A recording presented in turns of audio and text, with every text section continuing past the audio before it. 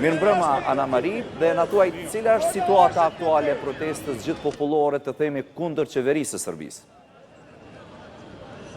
Po, mirëmbrëma, situata për momentin është e paqartë, sepse nuk dihet a ka incidente apo gjithçka kalon në mënyrë paqësore, sepse her pas here po shohim që këtu njerëzit janë duke vrapuar dhe kjo nuk dihet çka po ndodh për momentin. Ka informacione që nuk janë të sakta, që diçka po ndodh atje në parkun Pionir, që është përballë kuvendit të Serbisë, ku ka raportime që ndoshta që janë duke gjuajtur me sende të ndryshme, mirë po nuk dim deri në këto momente. Njerëzit janë duke vrapuar, mirë po prap njerëzit vazhdojnë për të ecur deri te sheshi Slavia për të përqendruar protestën nga pjesa e kuvendit të Serbisë deri te sheshi Slavia. Prandaj nuk dim a ka incidente deri në këto momente apo nuk ka. Mirë po njerëzit janë ende këtu.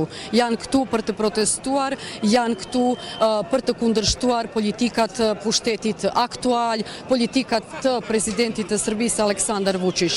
Çka kemi parë deri në këto momente është që në fakt studentet kanë lexuar atje në sheshin Slavia, kanë lexuar kërkesat e tyre, kanë përsëritur prapë se ata dëshirojnë të jetojnë në një shtet ligjor ku respektohet demokracia, ku respektohen drejtat e njeriut, ku respektohet liria e mendimit, liria e shprehjes. Dhe në këtë mënyrë kanë treguar se ata bashk sot me qytetarë të shumtë nga Serbia, me qytetarë të shumë me student, kanë ardhur këtu për të përkrahur këtë idenë, ideja vizionit të Serbisë, të cilën shtetin, të cilin ata nuk dëshirojnë të largojnë nga vetëm që ata dëshirojnë të krijojnë një shtet ku ata mund të jetojnë në mënyrë demokratike, ku ata mund të jetojnë në liri. Në këto momente ka raportime që ndoshta protesta edhe do të përfundohet shpejt dhe në këto momente po shohim në rrjetet sociale që studentet kanë paralajmëruar se nga këto momente në fakt protesta nuk është studentore. Mirë po ende nuk dim çka kjo nënkupton. Njerëzit janë ende këtu, njerëzit vazhdojnë për të ecur, njerëzit vazhdojnë të shkojnë deri te sheshi Slavia, ka shumë qytetar, ka shumë student, ende janë duke mbajtur flamujt, ende janë duke mbajtur transparente të ndryshme me mesazhet për pushtetin që kundërshtojnë politikat. Prandaj kjo është për momentin situata. Po shohim që njerëzit edhe vrapojnë, por edhe prap po shkojnë deri atje. Kjo është situata për momentin në Beograd. Ka pasur arestime më herë, mbrëm 13 persona janë arestuar, gjithashtu edhe sot në mëngjes një person është arestuar, ata janë arestuar për prishjen e rendit dhe ligjit dhe kjo ka ndodhur mbrëm në fakt. Sot në mëngjes është arestuar një person sepse me makinën ka hyrë në turmën e njerëzve të cilat kanë filluar për të protestojnë dhe në këtë incident 3 persona janë të lënduar. Prandaj disa persona janë të arestuar, mirë po sot vetëm një. Mirë po na nuk dim për momentin çka po ndodh tani edhe te kuvendi, por edhe te sheshi Slavia. Pra po them që këto do të kuptojmë ndoshta pak më vonë. Por këtu ka shumë njerëz, siç edhe po shihni vetë, këto janë rrugët kryesore të Beogradit, këto janë bulevarde kryesore, janë të mbushura me njerëz dhe nuk dim për momentin çka po ndodh. Fjalia, programi kryesor është mbajtur edhe para kuvendit të Serbisë, edhe në sheshin Slavia.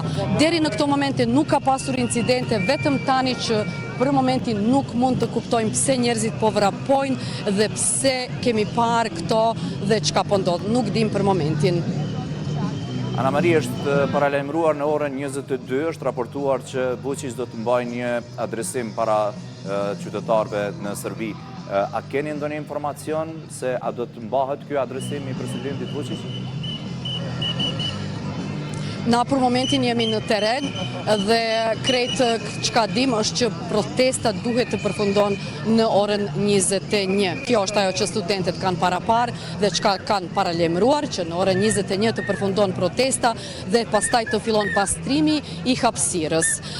Mbrëm presidenti ka bërë thirrje për protestën paqësore, pa dhun, pa incidente, ka bërë thirrje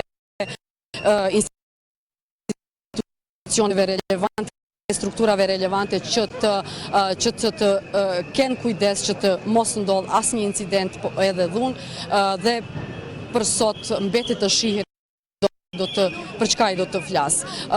Gjithashtu edhe studentët kanë bërë thirrje për një protestë paqësore, pa dhunë, pa incidente. Dhe për këtë ata vetë por gjithashtu edhe qytetarë të shumt janë paralajmëruar që të jenë kujdestar që protesta të kalon në mënyrë qetë dhe në mënyrë paqësore. Ana Maria, edhe një pyetje për fund, a ka pasur reagime nga ndonjëri tabor për këtë protestë, në fakt nga opozita?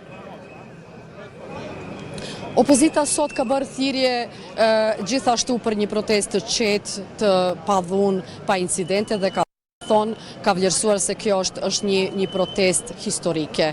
Sipas tyre, kjo është diçka që ndoshta mund të përcakton skenën politike të Serbisë dhe pastaj duhet të fillon puna politike që pas protestën e cila duhet të kalon në mënyrë qetë dhe paqësore që të ketë një dialog, një hapësirë për nga kjo kriza politike, sepse tani po shihet që shumë qytetarë në fakt po kundërshtojnë politikat të qeverisë aktuale ose kërkojnë që institucionet të punojnë punën e vetë dhe prandaj po shihet si do të zhvillohet pastaj situata. Shumë njerëz sot kanë ardhur në Beograd për të kundërshtuar në fakt politikat dhe për të kërkojnë që institucionet të bëjnë punën e vet. Falenderoj për këtë transmetim të drejt për drejt, Ana Maria.